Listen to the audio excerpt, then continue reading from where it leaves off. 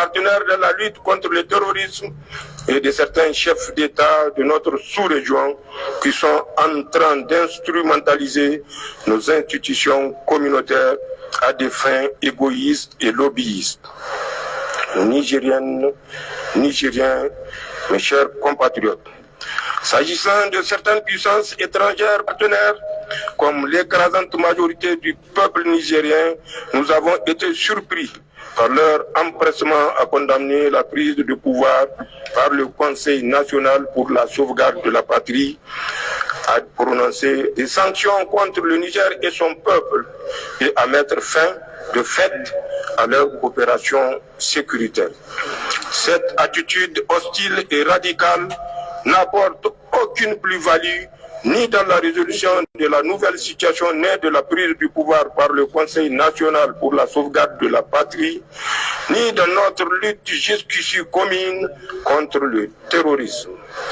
Elle crée la méfiance entre partenaires et anéantit tous les efforts jusqu'ici fournis par la communauté internationale dans la lutte contre l'insécurité au Sahel.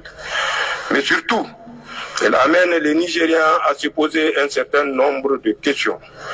En effet, comment pouvez-vous comprendre, aider le Niger à lutter contre le terrorisme qui touche nos laborieuses populations et suspendre la coopération militaire à la moindre difficulté? Comment expliquer qu'un partenaire, sur des questions aussi sensibles, décide de suspendre sa coopération militaire à un moment crucial de la lutte contre le terrorisme au Niger et dans notre espace sahélien? Le souci d'un gouvernement civil élu peut-il être au-dessus de la préservation de la vie des Nigériens et de leur vivre ensemble, ou encore au-dessus du Niger, de ses intérêts vitaux et existentiels? Chacune et chacun se fera son intime conviction et s'assumera conséquemment. Nigériennes, Nigériens, mes chers compatriotes. Mais ce qui a surtout surpris les Nigériens, c'est le communiqué du gouvernement d'un pays partenaire qui menace le Niger de recourir à la force pour protéger ses citoyens, sa représentation diplomatique et ses intérêts au Niger, alors même qu'ils n'ont jamais été l'objet de la moindre menace. Comment une question de maintien de l'ordre, suite à des manifestations pacifiques de rue, peut susciter chez des autorités politiques au plus haut niveau une réaction aussi excessive? À ce niveau, l'on peut à juste titre se demander s'il est juste et humain qu'un gouvernement ordonne l'usage de la force militaire contre les populations nigériennes pour protéger ses ressortissants. Pour notre part, nous estimons que la vie humaine est sacrée. La vie des Nigériens, aussi bien que celle de tous nos frères et amis résidant au Niger, ils n'ont donc aucune raison objective de quitter le Niger. Le gouvernement et le peuple nigérien, fortement attachés à nos valeurs de justice et d'hospitalité, sont prêts à continuer à assumer leur sécurité, sauf si cela s'inscrit dans une approche politicienne inavouée qui consiste à créer la psychose sécuritaire dans les esprits. Aussi, nous appelons tous les Nigériens à manifester leur position sans violence, dans le respect de la vie humaine, cela conformément à la loi et à nos valeurs traditionnelles d'hospitalité et d'accueil. Nigériennes, Nigériens, mes chers compatriotes, s'agissant de la CEDEAO et de l'UEMOA, c'est avec une stupéfaction que les Nigériens ont appris les sanctions illégales, injustes et inhumaines prononcées à leur encontre. Mais elles sont surtout inédites. Pour la première fois dans l'histoire d'une organisation communautaire, sans consultation aucune et sans passer par le dialogue ou des mesures intermédiaires, les pays membres de la CEDEAO et de l'UEMOA ont décidé immédiatement de prononcer des sanctions aussi sévères contre un autre pays membre, le Niger.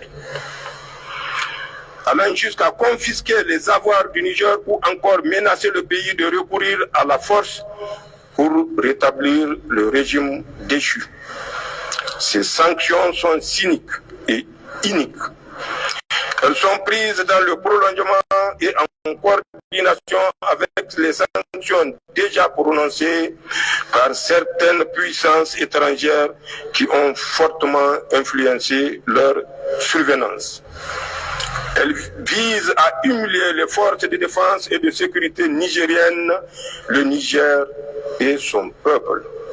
En effet, de leur entendement, d'abord les sanctions économiques et financières devaient créer les conditions pour paupériser davantage nos populations, révolter les travails et impacter négativement la vie des Nigériens dans leur quotidien. En somme, pour rendre la situation intenable et le pays ingouvernable. Ensuite, une intervention militaire viendra dans les semaines à venir donner le coup de grâce au régime du Conseil national pour la sauvegarde de la patrie. Comme vous pouvez le constater, nulle part dans cette attitude méprisante et belliqueuse, les dirigeants de la CEDEAO et de l'UEMOA n'ont pris en compte la souveraineté de notre pays, les souffrances des Nigériens qui ont déjà consenti d'énormes sacrifices à ces jours, les intérêts de nos populations et ceux du Niger. Nigériennes, Nigériens, mes chers compatriotes, le Conseil national pour la sauvegarde de la patrie rejette en bloc ces sanctions et refuse de céder à toute menace et d'où qu'elles viennent.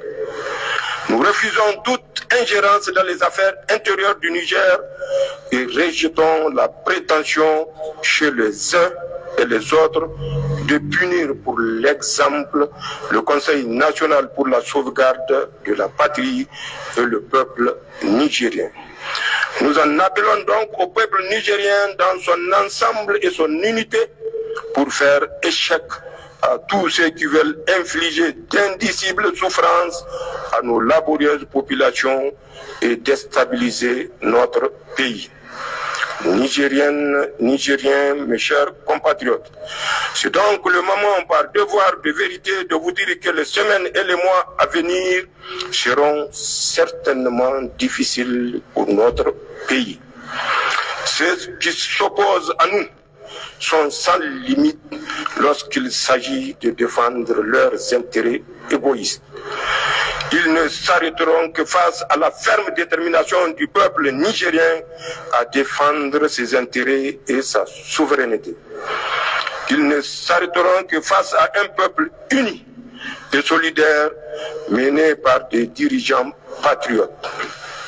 Ils ne s'arrêteront que face à notre résilience et notre engagement à défendre notre dignité, notre liberté et notre pays. Alors, s'ils devraient aller jusqu'au bout de leur logique destructrice, puisse Allah veiller sur le Niger et faire en sorte que c'est le dernier grand combat que nous allons mener ensemble pour une véritable indépendance de notre pays. Nigériennes, Nigériens, mes chers compatriotes, pour terminer mon propos, j'aimerais témoigner aux républiques sœurs du Burkina Faso, de la Guinée et du Mali notre profonde gratitude pour leur solidarité fraternelle agissante. J'aimerais également remercier tous les États amis et partenaires sincères ainsi que tous les autres amis du Niger qui nous ont jusqu'ici témoigné leur solidarité agissante et leur ferme soutien en cette étape difficile de l'histoire de notre pays. Les Nigériens n'oublieront jamais leur soutien historique et ne baisseront jamais la tête face à ceux qui veulent détruire notre pays comme ils l'ont déjà fait en Libye et dans d'autres pays encore.